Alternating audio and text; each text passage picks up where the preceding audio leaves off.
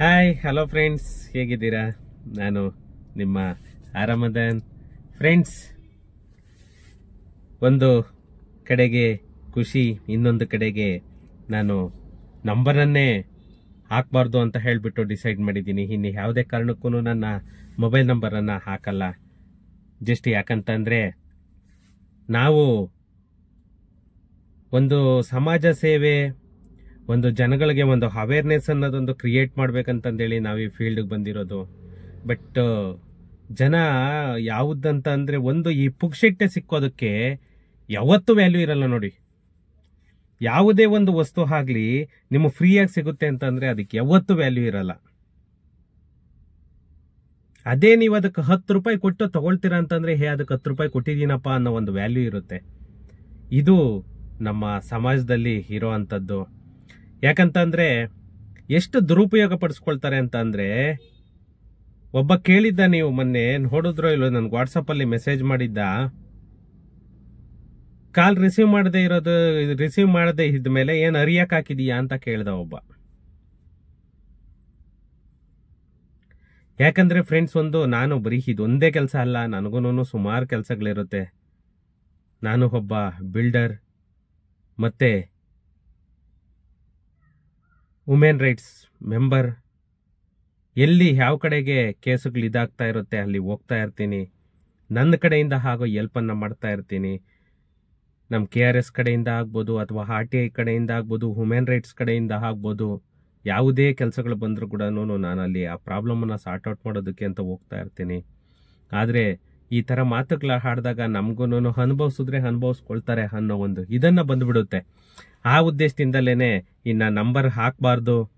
ಯಾಕಂತಂದರೆ ಜನಗಳಿಗೆ ಒಂದು ಗೊತ್ತಾಗಬೇಕು. ಅಂದ್ಕೊಳ್ಬೋದು ನೀವು, ನೀನಲ್ದಿರ ಇನ್ನೊಬ್ಬ ಆಯಿತು ಅಂತ ಹೇಳ್ಬಿಟ್ಟು. ನನ್ನಿಂದ 10 ಜನಕ್ಕೆ ಉಪಯೋಗ ಆಗುತ್ತೆ ಅಂತ ಹೇಳ್ಬಿಟ್ಟು ನಾನು ಈ ಫೀಲ್ಡಿಗೆ ಬಂದಿರೋದು, ಈ ವಿಡಿಯೋಸ್ ಮಾಡ್ತಾ ಇರೋದು. ಅದು ದೇವರು ನೋಡ್ತಾ ಇರ್ತಾನೆ ಮೇಲೆ, ಜನಗಳಿಗೆ ಉಪಯೋಗ ಆಗ್ತಾ ಇದೆಯಾ ಇಲ್ವಾ ಅಂತ ಹೇಳ್ಬಿಟ್ಟು. ನೋಡೋಣ ಫ್ರೆಂಡ್ಸ್, ಅಂತ ಹುಳುಗಳು ಇದ್ದೇ ಇರ್ತಾರೆ. ಯಾಕಂದ್ರೆ ಕಚಡ ಜನನೇ ಜಾಸ್ತಿ ಇರೋದು ಇವತ್ತು. ಒಳ್ಳೆಯವ್ರಿಗಿಂತ ಕೆಟ್ಟವರೇ ಸಮಾಜದಲ್ಲಿ ಜಾಸ್ತಿ ಇರೋದು. ಅದ್ರ ಬಗ್ಗೆ ನಾವು ತಲೆ ಕೆಡಿಸ್ಕೊಳ್ಳೋದು ಬೇಡ. ಇವತ್ತೊಂದು ಮುಖ್ಯವಾದ ವಿಷಯದ ಬಗ್ಗೆ. ಇದು ಏನಂತಂದ್ರೆ, ಸುಮಾರು ಜನ ನನಗೆ ಕಮೆಂಟಲ್ಲೂ ಕೇಳಿದ್ರಿ, ಮತ್ತೆ ಫೋನಲ್ಲೂ ಕೂಡ ಸುಮಾರು ಜನ ಕೇಳಿದ್ರಿ. ಏನಂತ ಅಂದ್ರೆ ಫ್ರೆಂಡ್ಸ್, ಸುಮಾರು ಜನ ಇದೇ ವಿಷಯದ ಬಗ್ಗೆನೇನೆ ಮಾತಾಡಿದ್ರಿ. ಏನಂತ ಅಂದ್ರೆ, ಒಂದು ನಮ್ಮ ಕರ್ನಾಟಕ ಸರ್ಕಾರ ಇತ್ತೀಚೆಗೆ ಒಂದು ಸುತ್ತೋಲೆಯನ್ನ ಹೊರಡಿಸಿದೆ. ಏನಂತ ಅಂದ್ರೆ, ನಮ್ಮ BDA ನಲ್ಲಿ ಏನೇನು ಕೆಲಸಗಳಿತ್ತು, ಸುಮಾರು ಕೆಲಸಗಳನ್ನ BBMP ಅವರಿಗೆ ಹ್ಯಾಂಡ್ ಓವರ್ ಮಾಡಿದ್ದಾರೆ. ನಮ್ಮ ಬೆಂಗಳೂರು ಡೆವಲಪ್ಮೆಂಟ್ ಅಥಾರಿಟಿ ಏನಿತ್ತು ಅದು ಬಂದ್ಬಿಟ್ಟು ಎಲ್ಲನೂ ನಮ್ಮ ಬೆಂಗಳೂರು ಮಹಾನಗರ ಪಾಲಿಕೆಗೆ, ಎಲ್ಲ ಅಂತ ಅಲ್ಲ, ಒಂದಷ್ಟು ಕೆಲಸಗಳನ್ನ BBMPಗೆ ಹ್ಯಾಂಡ್ ಓವರ್ ಮಾಡಿದ್ದಾರೆ.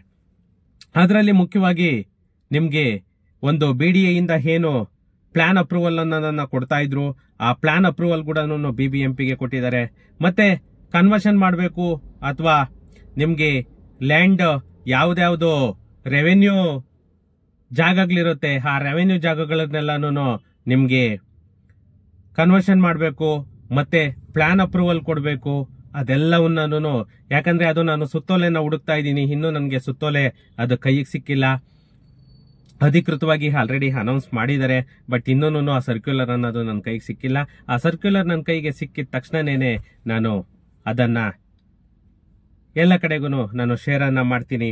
ಏನಂತ ಅಂದ್ರೆ, ಒಂದು ಸುಮಾರು ಜನ ನಮ್ಮ ಬೆಂಗಳೂರು ರೆವೆನ್ಯೂ ಸೈಟ್ಸ್ ಏನಿತ್ತು, ಇವಾಗ ಅನಧಿಕೃತ ಬಿಲ್ಡಿಂಗ್ಗಳಂತ ಏನ್ ಹೇಳ್ತಾ ಇದ್ದೀವಿ, ಅನಧಿಕೃತ ಪ್ರಾಪರ್ಟಿಗಳಂತ ಏನ್ ಹೇಳ್ತೀವಿ, ಈ ಅನಧಿಕೃತ ಸೈಟ್ಗಳಿಗಾಗ್ಲಿ, ಅನಧಿಕೃತ ಜಾಗಗಳಿಗಾಗ್ಲಿ, ಯಾವುದೇ ಅನಧಿಕೃತ ಪ್ರಾಪರ್ಟಿಗಳಿಗಾಗ್ಲಿ ನಕ್ಷೆಯನ್ನ, ಪ್ಲಾನ್ ಅಪ್ರೂವಲ್ ಅನ್ನ ಮಾಡೋದಕ್ಕೆ BBMPಗೆ ಫುಲ್ ರೈಟ್ಸ್ ಅನ್ನ ಕೊಟ್ಟಿದೆ.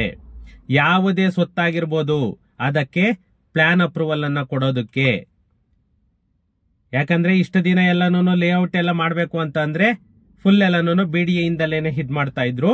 ಇವಾಗ ನೋಡೋಣ ಅದು ಯಾವ್ಯಾವ್ದು ಕಮರ್ಷಿಯಲ್, ರೆಸಿಡೆನ್ಸಿಯಲ್ ಮತ್ತೆ ಲೇಔಟ್ಸ್ ಯಾವ್ಯಾವ್ದು ಹ್ಯಾಂಡ್ ಓವರ್ ಮಾಡಿದ್ದಾರೆ.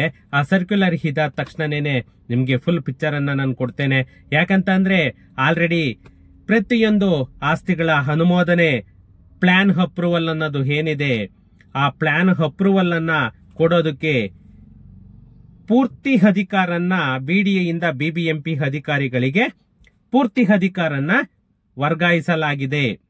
ಇದರಿಂದ ಯಾವ್ಯಾವ್ದು ಬಿ ಖಾತಾ ಅಂತ ಏನ್ ಹೇಳ್ತಾ ಇದ್ವಿ, ಇವಾಗ ಈ ರೆವೆನ್ಯೂ ಸೈಟ್ಸ್ ಅನ್ನೋದು ಏನಿತ್ತು, ರೆವೆನ್ಯೂ ಸೈಟ್ಸ್ ಇಂದ ಬಿ ಖಾತಾ ಅನ್ನೋದು ಯಾವ್ದು ಬಂದಿತ್ತು BBMPಯಲ್ಲಿ, ಆ ಪ್ರತಿಯೊಂದು ಪ್ರಾಪರ್ಟಿ ಗುಡನೂ ಪ್ಲಾನ್ ಅಪ್ರೂವಲ್ ಕೊಡೋದಕ್ಕೆ ಇನ್ಮೇಲೆ BBMPಗೆ ಫುಲ್ ರೈಟ್ಸ್ ಇದೆ. ನೀವು BDA ಹತ್ರ ಹೋಗಿ ಅಲಿಯೋ ತರ ಇಲ್ಲ.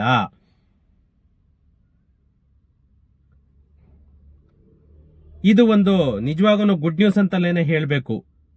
ಯಾಕಂದ್ರೆ ಅದು BBMPಗೆ ಇನ್ಕಮ್ ಬರ್ಲಿ ಅಂತ ಮಾಡಿದ್ರ ಅಥವಾ BDAಗೆ ಹೊರೆ ಕಡಿಮೆ ಆಗ್ಲಿ ಅಂತ ಮಾಡಿದ್ರ, ಅದೆಲ್ಲದಕ್ಕಿಂತ ಇಂಪಾರ್ಟೆಂಟ್ ಅಂತ ಅಂದ್ರೆ ನಮ್ಗೆ ಬೇಗ ಕೆಲಸ ಯಾವ್ದ್ರಲ್ಲಾಗುತ್ತೆ ಮತ್ತೆ ಕಡಿಮೆ ಶುಲ್ಕ ಏನು ತಗೊಳ್ತಾರೆ ಅವರು, ಆ ಡೆವಲಪ್ಮೆಂಟ್ ಚಾರ್ಜ್ ಆಗ್ಬೋದು ಅಥವಾ ಟ್ಯಾಕ್ಸ್ ಆಗ್ಬೋದು, ಅದೆಲ್ಲಾನು BDAನಾಗೆ ನಾವು ಏನ್ ಪೇ ಮಾಡ್ತಾ ಇದ್ವಿ ಲೇಔಟ್ ಬಿಲ್ಡಿಂಗ್ ಎಲ್ಲಾನು ಇದ್ ಮಾಡ್ಬೇಕಾದ್ರೆ ಅದು ಪ್ರತಿಯೊಂದು ಕೆಲಸನೂ BBMPಗೆನೆ ಇವಾಗ ಫುಲ್ ಪವರ್ ಹ್ಯಾಂಡ್ ಓವರ್ ಆಗಿದೆ. ಇನ್ನ ನೀವು ಯಾವುದೇ ಒಂದು ಬಿಲ್ಡಿಂಗ್ ಅಪ್ರೂವಲ್ ಆಗ್ಲಿ ಅಥವಾ ಒಂದು ಲೇಔಟ್ ಅಪ್ರೂವಲ್ ಆಗ್ಲಿ ತಗೊಳ್ಬೇಕು ಅಂತಂದ್ರೆ ನೀವು BDAಗೆ ಹೋಗೋ ಅವಶ್ಯಕತೆ ಇಲ್ಲ. BBMPಯಲ್ಲೇನೆ ಪ್ಲಾನ್ ಅಪ್ರೂವಲ್ ಅನ್ನ ತಗೊಳ್ಬಹುದು.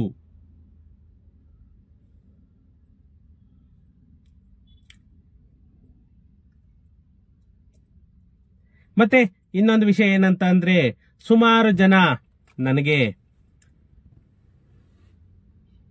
ಈ OC ಅನ್ನೋದ್ರ ಬಗ್ಗೆ ತುಂಬಾ ಜನ ಕಮೆಂಟ್ಸ್ ಮಾಡಿದ್ರಿ.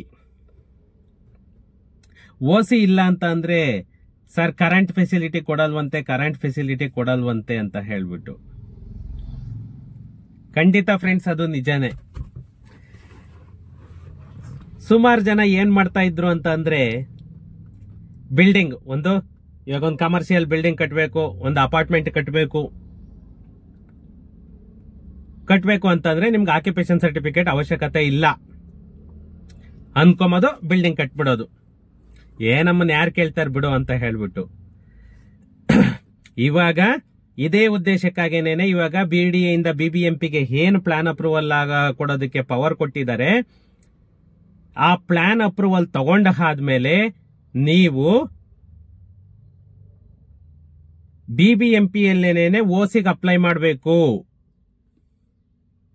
BBMPಯಲ್ಲೇನೆ OCಗೆ ಅಪ್ಲೈ ಮಾಡಿದ್ರೆ ಅವರು ಬರ್ತಾರೆ, ಬಂದೆಲ್ಲ ಸರ್ವೆ ಎಲ್ಲ ಮಾಡಿ, ಮೀನ್ಸ್ ಯಾವ ತರ ನೀವಿವಾಗ ಒಬ್ಬ ತಗೊಳ್ತಾನೆ 2 ಫ್ಲೋರ್ಗೆ ಅಪ್ರೂವಲ್ ತಗೊಳ್ತಾನೆ, 2 ಫ್ಲೋರ್ಗೆ ಅಪ್ರೂವಲ್ ತಗೊಂಡು 5 ಫ್ಲೋರ್ ಕಟ್ತಾನೆ, 4 ಕಿಚನ್ಗೆ ಅಪ್ರೂವಲ್ ತಗೊಳ್ತಾನೆ, 10 ಕಿಚನ್ ಅಲ್ಲಿ ಬಿಲ್ಡಿಂಗ್ ಕನ್ಸ್ಟ್ರಕ್ಟ್ ಮಾಡ್ತಾನೆ.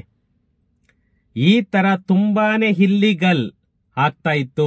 ಈ ಇಲ್ಲಿಗಲ್ ಯಾವಾಗ ಆಗ್ತಾ ಇತ್ತು, ಅದೇ ಉದ್ದೇಶದಿಂದಲೇನೆ ಕರ್ನಾಟಕ ಸರ್ಕಾರ ಏನ್ ಮಾಡ್ತು, ಇವಾಗ ಮಸ್ಟ್ ಅಂಡ್ ಶುಡ್ OC ಬೇಕೇ ಬೇಕು. OC ಇಲ್ಲ ಅಂತಂದ್ರೆ ನಿಮ್ಗೆ ಯಾವುದೇ ಕಾರಣಕ್ಕೂ ಪವರ್ ಕೊಡಲ್ಲ. ಇದು ಬಂದ್ಬಿಟ್ಟು ಓನ್ಲಿ BBMP ಲಿಮಿಟ್ ಅಲ್ಲ, ಸಿಟಿ ಲಿಮಿಟ್ ಅಲ್ಲ, throughout Karnataka BESCOM and ESCOM ಎರಡೂ ಕಡೆಗೂ ಇದನ್ನ ಸ್ಟ್ರಿಕ್ಟ್ ಆಗಿ ಇದ್ ಮಾಡಿದ್ದಾರೆ. ಅದ್ರಲ್ಲೂ ಕೂಡ ಎಲ್ಲಾ ಕಡೆಗೂ ನಿಮ್ಗೆ ವಾಟರ್ ಫೆಸಿಲಿಟಿ ಸಿಕ್ಕಲ್ಲ, BWSSB ಸೀವೇಜ್ ಸಿಗಲ್ಲ. ಫುಲ್ BWSSB ಸ್ಟ್ರಿಕ್ಟ್ ಆಗಿ ಇದ್ ಮಾಡಿದ್ದಾರೆ. ಸೀವೇಜು ಇಲ್ಲ, ವಾಟರ್ ಕಲೆಕ್ಷನ್ ಇಲ್ಲ, ಪ್ಲಸ್ ಎಲೆಕ್ಟ್ರಿಸಿಟಿ ಇಲ್ಲ. ನೀವೇನಾದ್ರೂ ಬಿಲ್ಡಿಂಗ್ ಯಾವ ತರ ಅಪ್ರೂವಲ್ ತಗೊಂಡಿದ್ದೀರಾ ಅದೇ ತರನೇನೆ ನೀವು ಬಿಲ್ಡಿಂಗ್ ಅನ್ನ ಕಟ್ಟಬೇಕು. ಒಂದು ವೇಳೆ ಏನಾದ್ರೂ ನೀವೇನಾದ್ರೂ ವಯೋಲೇಷನ್ ಮಾಡಿದ್ರೆ ನೀವು ಖಂಡಿತ ನಿಮ್ಗೆ OC ಕೊಡಲ್ಲ. ಅಲ್ಲಿ ಯಾವುದೇ ಒಬ್ಬ ಅಧಿಕಾರಿ ಬಂದು ಸರ್ವೆ ಮಾಡಿದಾಗ ನಿಮ್ಗೆ ಯಾಸ್ ಪರ್ ಪ್ಲಾನ್ ಅಪ್ರೂವಲ್ ನಿಮ್ಗೆ ಇರಲೇಬೇಕು. ಯಾಸ್ ಪರ್ ಪ್ಲಾನ್ ಅಪ್ರೂವಲ್ ಇದ್ದಾಗ ನಿಮ್ಗೆ ಅವರು ಆಕ್ಯುಪೇಷನ್ ಸರ್ಟಿಫಿಕೇಟ್ ಅನ್ನೋದನ್ನ ಇಶ್ಯೂ ಮಾಡ್ತಾರೆ. ಆ ಆಕ್ಯುಪೇಷನ್ ಸರ್ಟಿಫಿಕೇಟ್ ಅನ್ನ ಕೊಟ್ಟಾಗ ಮಾತ್ರನೇನೆ ನಿಮ್ಗೆ ಬೆಸ್ಕಾಂ ಅವ್ರಾಗ್ಬೋದು, ಎಸ್ಕಾಂ ಅವ್ರಾಗ್ಬೋದು ನಿಮ್ಗೆ ಎಲೆಕ್ಟ್ರಿಸಿಟಿ ಫೆಸಿಲಿಟಿನ ಕೊಡ್ತಾರೆ. ಆಮೇಲೆ ನಿಮ್ಗೆ BWSSB ಅವನು ವಾಟರ್ ಕಲೆಕ್ಷನ್ ಆಗ್ಬೋದು, ಸೀವೇಜ್ ಕಲೆಕ್ಷನ್ ಆಗ್ಬೋದು, ಲಿಂಕ್ ಅನ್ನ ಕೊಡ್ತಾನೆ.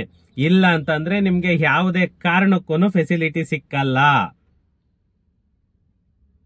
ರೆವೆನ್ಯೂ ಸೈಟ್ ಆಗ್ಲಿ, ನಿಮ್ಗೆ ಅಪ್ರೂವ್ಡ್ ಸೈಟ್ ಆಗ್ಲಿ, ಪ್ರತಿಯೊಂದಕ್ಕೂ ನಿಮ್ಗೆ OC is the must and should. ಇವಾಗ ಅಪಾರ್ಟ್ಮೆಂಟ್ಗಳಲ್ಲಿ ಮಾತ್ರ ಇತ್ತು ಇದು ಕ್ಲಿಯರೆನ್ಸ್ ಸರ್ಟಿಫಿಕೇಟ್ ಆಗ್ಬೋದು, ಆಕ್ಯುಪೇಷನ್ ಸರ್ಟಿಫಿಕೇಟ್ ಆಗ್ಬೋದು, OC ಮತ್ತೆ CC. ಬಟ್ ಇವಾಗ ಪ್ರತಿಯೊಂದಕ್ಕೂ ಮಾಡಿದ್ದಾರೆ. ಅದನ್ನ ಕನ್ಫ್ಯೂಸ್ ಮಾಡ್ಕೋಬೇಡಿ ನೀವು. ಸರ್ ರೆವೆನ್ಯೂಗೆಲ್ಲಾನು ಪವರ್ ಕೊಡಲ್ವಂತೆ, ರೆವೆನ್ಯೂಗೆಲ್ಲಾನು ವಾಟರ್ ಕೊಡಲ್ವಂತೆ, ಅದು ಖಂಡಿತ ಅಲ್ಲ.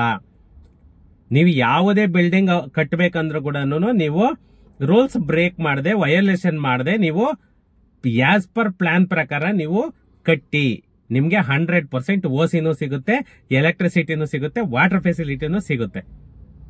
ಅರ್ಥ ಆಯ್ತಲ್ವಾ? ಇಷ್ಟೇ ಫ್ರೆಂಡ್ಸ್, ಇನ್ನೇನು ಇಲ್ಲ. ಕನ್ಫ್ಯೂಸ್ ಮಾಡ್ಕೊಳಕ್ ಹೋಗ್ಬೇಡಿ. ಮತ್ತೆ ನೀವಿನ್ ಯಾವುದೇ ಪ್ಲಾನ್ ಅಪ್ರೂವಲ್ ತಗೊಳ್ಬೇಕಾದ್ರೂ ಕೂಡ ನಿಮ್ಗೆ ಇನ್ನೇನು BDAಗೆ ಹೋಗೋ ತರ ಇಲ್ಲ. ನಿಮ್ಗೆ ಇವನ್ ಕನ್ವರ್ಷನ್ ಆಗ್ಬೋದು, ಅಪ್ರೂವಲ್ ಆಗ್ಬೋದು, ಪ್ರತಿಯೊಂದು ಕೂಡ ನಿಮ್ಗೆ ಇನ್ನ BBMPಗೆ ಫುಲ್ ರೈಟ್ಸ್ ಕೊಟ್ಟಾಗಿದೆ BDA ಇಂದ. ಇದೊಂದು ಖುಷಿ ವಿಚಾರ. ಯಾಕಂದ್ರೆ ಯಾವುದೇ ಒಂದು ರೆವೆನ್ಯೂಗಾಗ್ಬೋದು, ಪ್ರತಿಯೊಂದಕ್ಕೂ ಇವಾಗ ಇನ್ನ ನೆಕ್ಸ್ಟ್ BBMPನೇನೆ ಫರ್ದರ್ ಎಲ್ಲಾನು ಪ್ಲಾನ್ ಅಪ್ರೂವಲ್ಗಳನ್ನ ಕೊಡ್ತಾರೆ. ಓಕೆ ಫ್ರೆಂಡ್ಸ್, ಸಿಗೋಣ ನೆಕ್ಸ್ಟ್ ವಿಡಿಯೋನಲ್ಲಿ. Thank you.